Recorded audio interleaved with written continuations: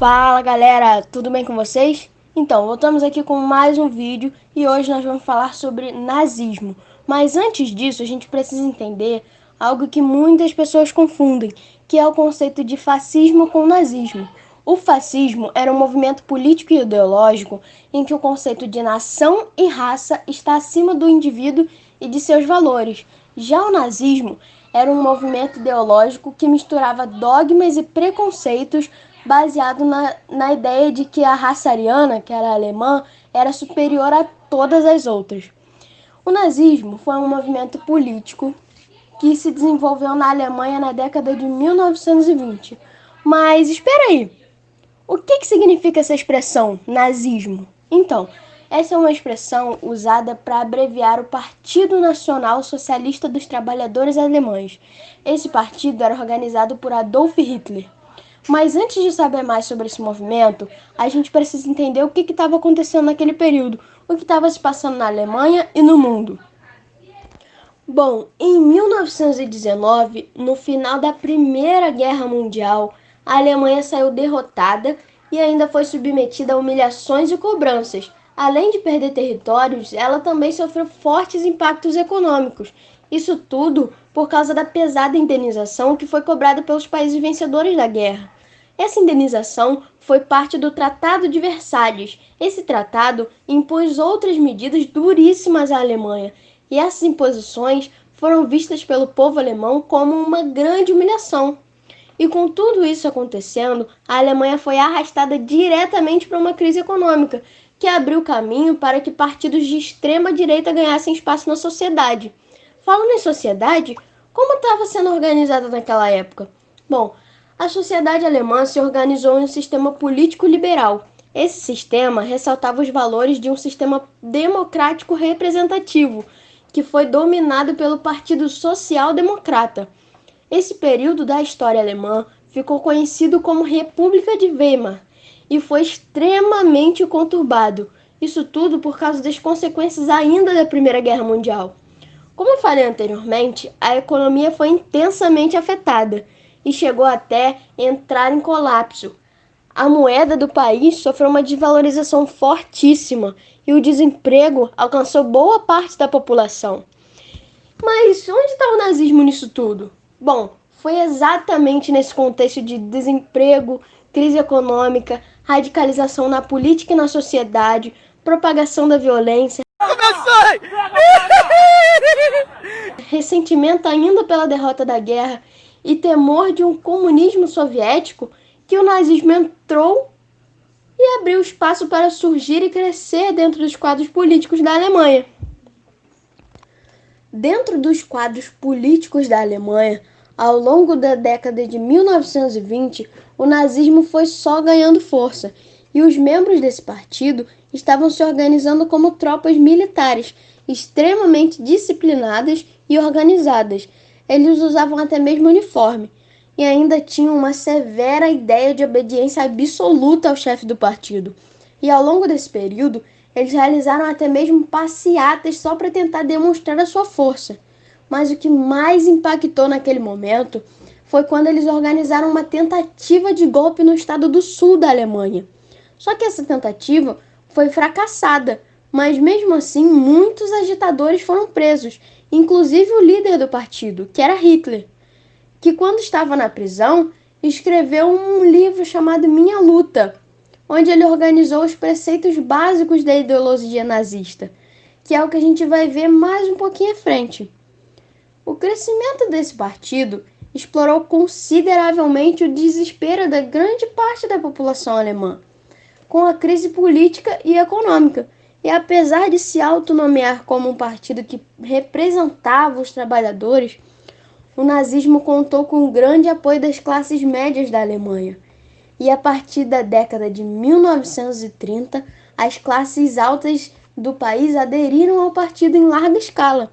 Isso fez com que o nazismo alcançasse diferentes grupos sociais, e o discurso salvacionista de Hitler, que prometia reerguer a Alemanha a um patamar de potência novamente, fortaleceu ainda mais o nazismo e tornou Hitler uma figura extremamente conhecida na política alemã. E foi por causa de toda essa popularidade que Hitler resolveu se candidatar a presidente da Alemanha. Só que ele foi derrotado, mas mesmo assim ainda ganhou o título de chanceler da Alemanha. Isso marcou o fim da República de Weimar. Só que 2 anos depois de Hitler ganhar esse título, o presidente da Alemanha faleceu. E por causa de toda a sua popularidade, Hitler também acumulou o título de presidente da Alemanha, ou seja, ele acumulou 2 títulos super importantes do país. Isso deu mais poder a ele. Por isso, ele logo implantou seu regime totalitário e rapidamente eliminou todas as possíveis ameaças ao seu poder.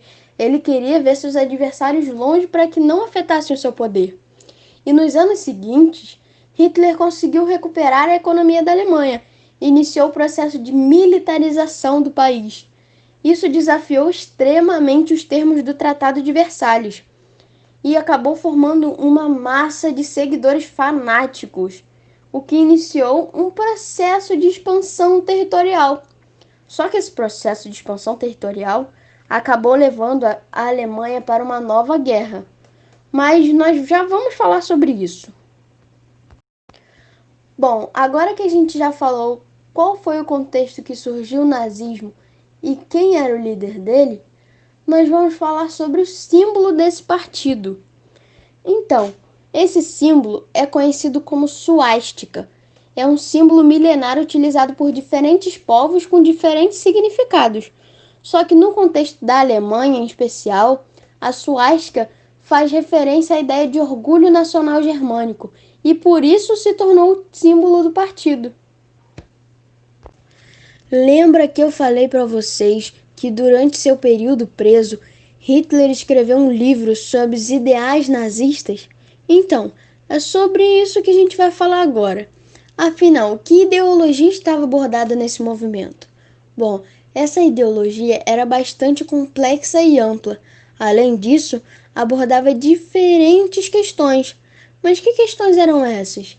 É o que a gente vai ver agora.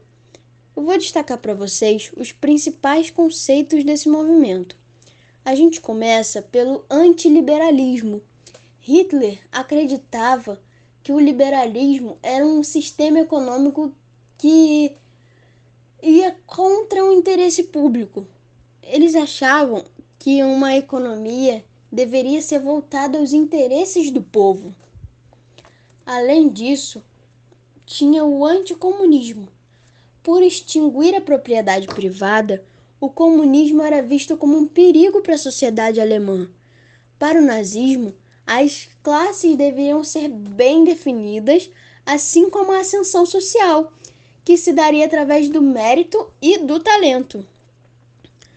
Ainda tinha o conceito de totalitarismo. O cidadão que vivia na Alemanha nazista deveria seguir os preceitos ordenados pelo Estado, não tendo nenhuma liberdade garantida.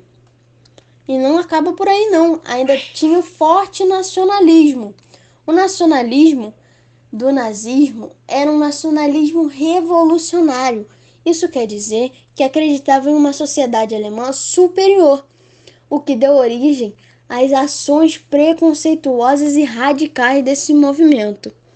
Falando em ações preconceituosas, outro conceito que estava muito presente nesse movimento era o racismo.